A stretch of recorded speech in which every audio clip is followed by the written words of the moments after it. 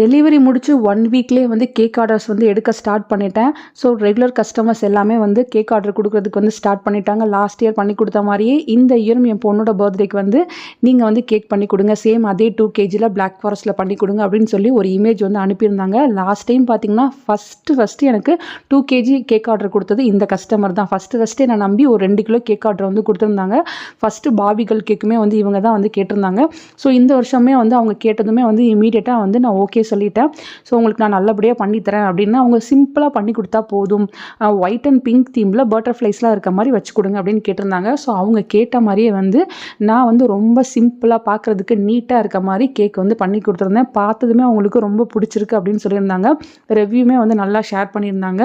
So இந்த customer பார்த்திங்கன்னா first எனக்கு ஆர்டர் கொடுத்ததுனால ரொம்ப இவங்க க்ளோஸ் எனக்கு.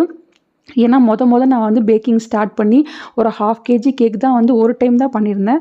அதுக்கப்புறம் அந்த ஒரு இமேஜை பார்த்துட்டு நீங்கள் பண்ணுவீங்க அப்படின்னு சொல்லி எனக்காக ஃபஸ்ட்டு 2 kg ஆர்டர் கொடுத்ததே அவங்க தான். அந்த கான்ஃபிடென்ட்டில் தான் நான் 1 இயர் வந்து இவ்வளோ கேக்ஸ் வந்து பண்ணியிருக்கேன். ஸோ அதனால் அவங்க சொன்னப்போ நோ சொல்லாமல் இந்த கேக்கை வந்து பண்ணி கொடுத்துருந்தேன். பார்க்குறதுக்கும் நீட்டாக சிம்பிளாக இருந்துச்சு.